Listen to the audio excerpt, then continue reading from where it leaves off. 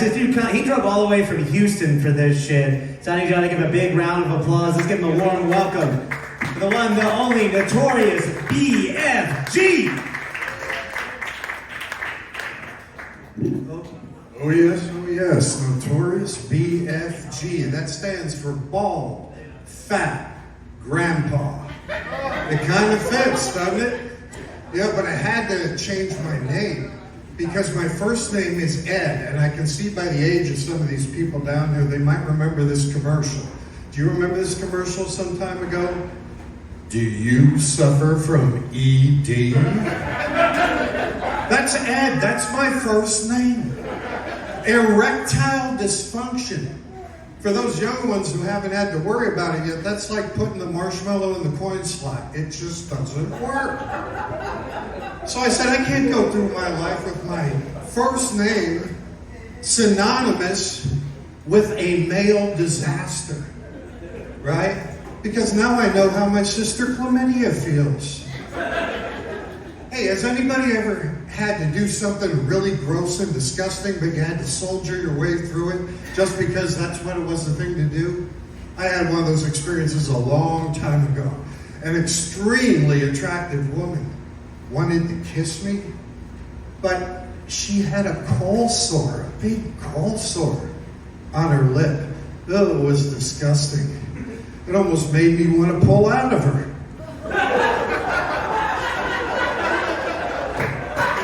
Well, I'm telling you, I'm 68 years old, and I don't get laid as much as I want to. In fact, the most exciting thing about sex at my age is sneaking out without paying for it. Yeah, absolutely. That's it. But I'll tell you what, I have my memories, and you're not going to take away my memories. Spring break, 1977, Costa Rica. I managed to have sex with 13 people over the course of 3 days. Let's hear it for the invite. Yeah, maybe I shouldn't be bragging about it because I got arrested and gang raped in jail.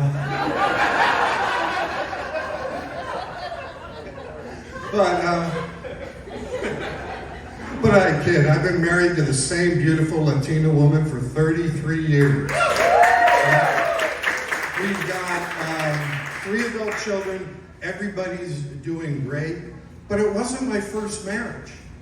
Actually, I've been married 3 times before that, but I've never been divorced. How does that happen? My first wife died from eating poison mushrooms.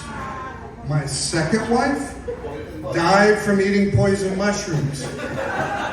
My third wife, any guesses? No. Fractured skull. She wouldn't eat the fucking mushrooms. But after 33 years of marriage, it's been wonderful, but we still fight on occasion. And last week we were fighting something stupid. She told me if I was going to grow as a person, I had to learn how to embrace my mistakes. Embrace my mistakes. So I gave her a big hug. Hey, I live for the applause, but I'll go with the groans, okay? All right, that sounds good. So I said, I'm in trouble now. How am I going to get out of this? Well, I knew she wanted to go to Europe. So I went out and I got a dart. And I got a map of Europe. And I went into the kitchen, hung the map of Europe on the wall, gave her the dart and said, sweetheart, wherever this dart lands, that's where we spend our next vacation. She was so excited. So next summer, we're going to spend 1 week behind the refrigerator. I laughed so hard I got in more trouble. I said, how am I going to get out of this now? And you guys tell me if I went a little overboard. I went out. I got I love you tattooed on my dick. I love you tattooed on my dick. My wife wasn't impressed. She said I was just trying to put words in her mouth. I grew up in a little town in northeastern Pennsylvania, and I went to a Catholic school. in middle school. Well, it was just elementary school back in the 70s, but we had a bully. His name was George Visco.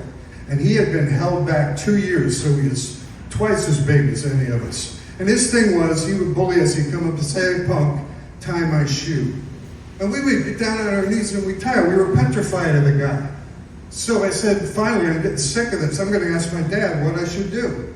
So I said, "Dad, you got this bully. His thing is, tie my shoe, punk. And we're doing it. And I'm sick of it. What should I do?" And my dad says, "Bully?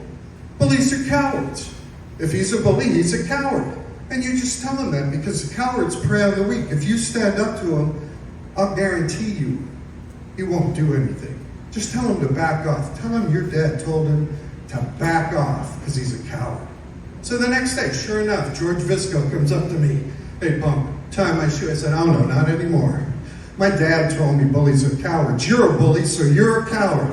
My dad told me that if I stood up to you, that you wouldn't do anything, so back the fuck off."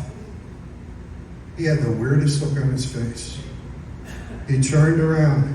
He got on his bike, rode over to my house and beat the shit out of my father. But my dad, after having 4 kids, he decided he had a vasectomy. And he went in, he had the vasectomy. That went okay, but there was a complication. And he had to have both his testicles removed. And the doctors knew that he'd be mad about that. So when he woke up, they said, "Sir, your vasectomy is fine. However, we had to remove both your testicles. There was a complication." My dad got furious. He said, "That's unacceptable. I'm going to sue you. I'm going to sue the hospital, but first I'm going to break your jaw." And the doctor leaned back and laughed and said, "You ain't got the fucking balls." My mother once told me that she gave a hand job to Stephen Hawking. That's a weird thing to tell your son, isn't it? Well, she said it was her stroke of genius.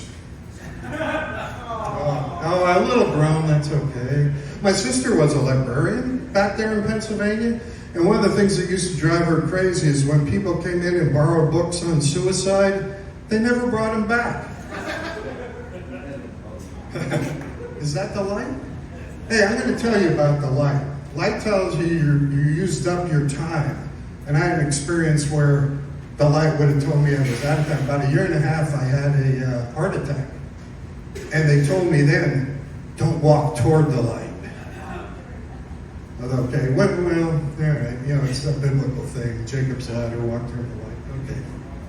All right, well, then we'll wrap it up like this. I'm a practicing attorney, 43 years.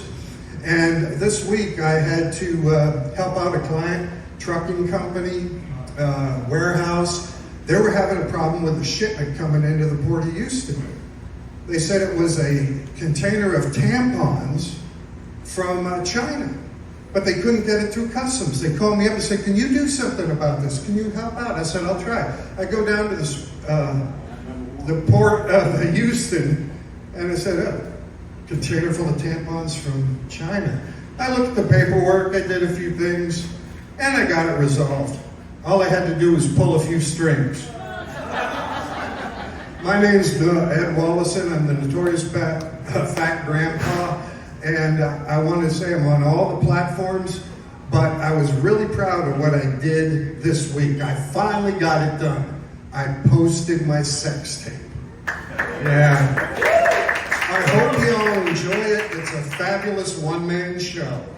I'm the notorious bald fat grandpa. Thanks a lot, everybody.